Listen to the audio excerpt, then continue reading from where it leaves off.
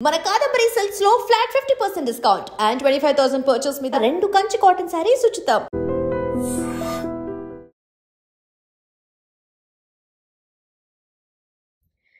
Welcome to iDream media. నేను Udayasri. Stock market కి సంబంధించి పూర్తి డీటెయిల్స్ తెలుసుకుందాం. Stock market senior analyst Guruprasad గారు మనతో ఉన్నారు, మాట్లాడదాం. హలో అండి, వెల్కమ్ టు అవర్ స్టూడియో. అండి, సో బ్యాంక్ నిఫ్టీ ఎప్పుడో తీసేశారు వీక్లీ ఆప్షన్స్ ని, ఇప్పుడు నిఫ్టీ కూడా తీసేస్తామని అని అంటున్నారు. సో ఎట్లా ఉండబోతుంది దీని ఇంపాక్ట్?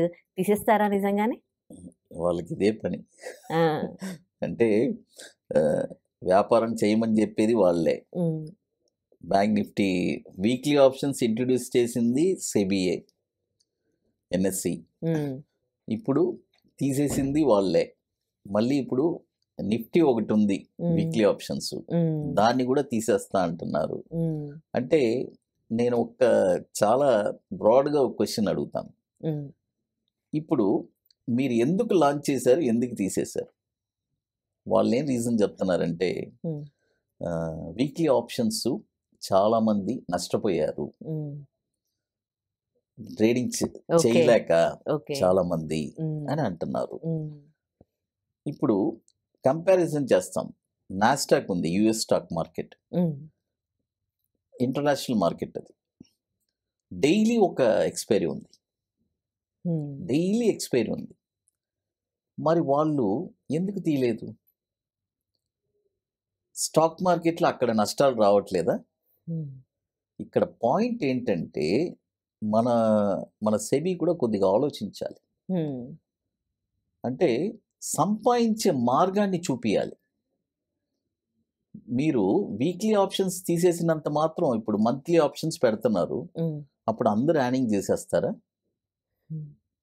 మీరు గ్యారంటీ ఇవ్వగలరా? అందరూ సంపాదించేస్తారు, ఇది తీసేస్తున్నాము వాళ్ళే చెప్తున్నారు. ఇది 95% లాసు, 5% ప్రాఫిట్ అని. నెక్స్ట్ కమింగ్ మీరు చేసిన పనికి నెక్స్ట్ ఒక 1 year తర్వాత మేము ఇలా ఆప్షన్స్ తీసేసాము, అందరూ ప్రాఫిట్ చేస్తారని మీరు చెప్పగలరా? లేదు. ఇక్కడ పాయింట్ ఏంటంటే సెబీలో కూడా ఒక మంచి నాలెడ్జబుల్ పర్సన్స్ ఉండాలి.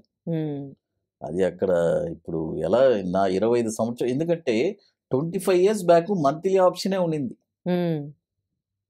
ఎందుకు ఈ చేంజెస్ చేసినట్టు? అసలు ఎందుకు చేంజ్ చేశారు? మళ్ళీ పాతలాగానే కదా వస్తున్నారు. ఇప్పుడు ఆ రోజుల్లో అందరూ fans, shirt pants, bell bottom వేసుకో ఉన్నారు. మళ్ళీ ఇప్పుడు అదే బెల్ బాటమ్ ఫ్యాషన్ వచ్చింది. ఇలాగే వీళ్ళు, అంటే నేనేమంటానంటే కంపారిజన్, మీరు ఏదైనా ఒక చేంజెస్ తీసుకొస్తే దానికి మీరు వచ్చి ఒక సొల్యూషన్ కూడా తీసుకొని రావాలి. ఎగ్జాక్ట్లీ. మీరు చేంజెస్ అలా తీసి పడేసి ఎస్కేప్ అవ్వడం ఎంతసేపు?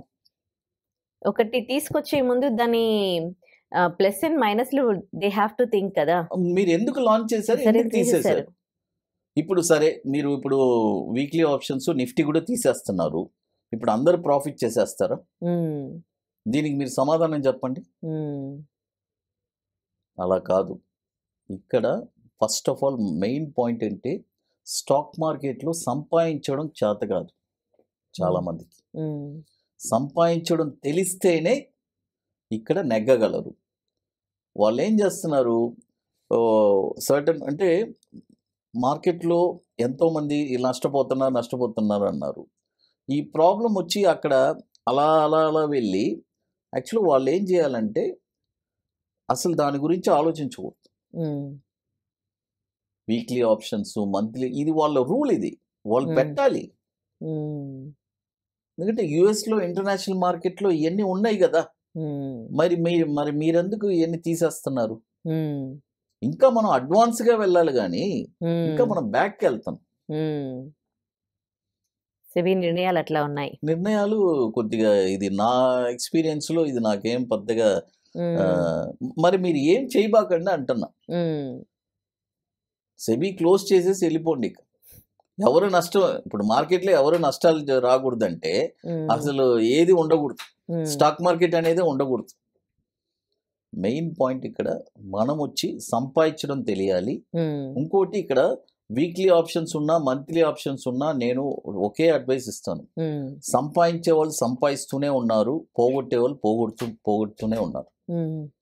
మనం ఏం చేయాలి కరెక్ట్గా అనేది ఆలోచించాలి. ట్రేడర్స్ కూడా చెప్తున్నా, ట్రేడర్స్ సైడ్ కూడా మనం పొద్దాగా ఒకరిని నాకు డబ్బు పోయింది, దీనివల్ల పోయింది, దానివల్ల పోయింది అని అనకూడదు. ముందు నువ్వు ట్రేడ్ చేసే ముందు నువ్వు ఆలోచించు, రిస్క్ ఏంటి, రివార్డ్ ఏంటి, అసలు మార్కెట్ ఒక డైరెక్షన్ తెలియాలి. ఇక్కడ నష్టం అవుద్ది, నేను కాదనట్లేదు, నష్టమైనా మళ్ళీ లాభాల్లో ఎలా తీసుకొని రావాలి అనేది తెలిస్తేనే ఇక్కడ సస్టైన్ అవ్వగలం. లేదంటే ఇక్కడ చాలా కష్టం. ఇది ఇప్పుడు కాదండి, 25 సంవత్సరాల నుంచి మనం చూస్తూనే ఉన్నాం. ఎంతోమంది మార్కెట్లోకి వస్తున్నారు, వెళ్తున్నారు, ఏం చేయలేకపోతున్నారు. Only apart from that investors మాత్రం, లాంగ్ టర్మ్ ఇన్వెస్టర్స్ మాత్రం బాగున్నారు. షార్ట్ టర్మ్ ట్రేడింగ్ చేసి సంపాదించేసి ఓవర్ నైట్లో డబ్బు అలా రాదండి. ట్రేడింగ్ చేసేటప్పుడు కూడా మనం ఒక 3 సంవత్సరాలు ట్రేడ్ చేస్తున్నాం అనుకోండి, అందులో ఒక 2 years మనకు ప్రాఫిట్ ఉంటుంది, 1 year మైనస్ కూడా ఉంటుంది. ఇవన్నీ చూసుకొని అన్ని పర్ఫెక్ట్గా చేయాలి. కాబట్టి మనం సెబీని మనం అనడం కూడా తప్పలేదు. వాళ్ళు ఏదో చేసుకుంటూ వెళ్తున్నారు వాళ్ళ రూల్స్, ఓకే. సరే, ఎవరేం చేసినా నీకు సంపాదించే టాలెంట్ ఉందా, నువ్వు సంపాదించు. ఎగ్జాక్ట్లీ. ఒకరిని ఏంది అడ్డం చెప్పడం, సెబీ అడ్డం ఏంటి, ఎన్ఎస్సి అడ్డం ఏంటి? నువ్వు సంపాదించే టాలెంట్ ఉంటే సంపాదించు, నీకు ఎవరు అడ్డం? బాగా చెప్పారు. రైట్. మీరు చెన్నైలో ఈవెంట్ కండక్ట్ చేస్తున్నారు కదా, దాని గురించి చెప్తారా? ఎస్ మేడం, ఇప్పుడు మనం 32వ వర్క్షాప్ మనం జరుపుతున్నాము చెన్నైలో, ఐటీసీ వెల్కమ్ హోటల్లో. November 22nd and 23rd, అది 32 వర్క్షాప్. ఆల్రెడీ బుకింగ్ స్టార్ట్ అయింది. ఇప్పుడు హైదరాబాద్లో 31st వర్క్షాప్, అది సీట్స్ కంప్లీట్ అయిపోయింది. నెక్స్ట్ కమింగ్ సెప్టెంబర్ 27, 28 జరగబోతుంది. కాబట్టి చెన్నైది ఇంట్రెస్ట్ ఉండే వాళ్ళు మాత్రం బుకింగ్ చేసుకోవచ్చు. రైట్. థ్యాంక్ యూ అండి. Thank you madam.